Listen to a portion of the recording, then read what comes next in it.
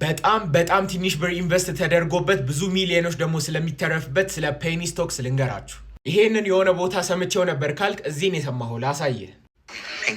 Yeah, the penny stocks. Companies that can't get listed on NASDAQ, they don't have enough capital. Their shares trade here. Penny stocks?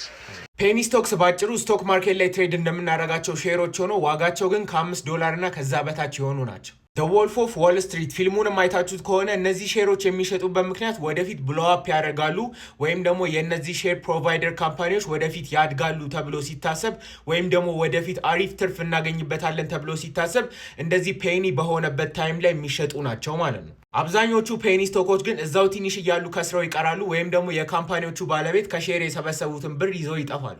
ለዛ የመሳካት ቻንሱ ጠባብ ነው ማለት ነው። ሲሳካ ግን ሚሊየንስ ነው ሜክ የምታደርጉት። እነዚህ ፔኒ ስቶክ ያላቸው ካምፓኒዎች ከአሜሪካው ሴኩሪቲስ ኤንድ ኤክስቼንጅ ኮሚሽን ጋር ፋይል ማድረግ ስለሌለባቸው ሪስካቸውን በጣም አደገኛ ነው። እዚህ ጋር ሜንሽን ያደረኩላችሁ ቪዲዮ ጠቃሚ ነው፣ ገብታችሁ ይዩት። እንደዚህ አይነት ኮንተንት የሚመቻችሁ ከሆነ ደግሞ ፎሎ ማድረግ እንዳረሱ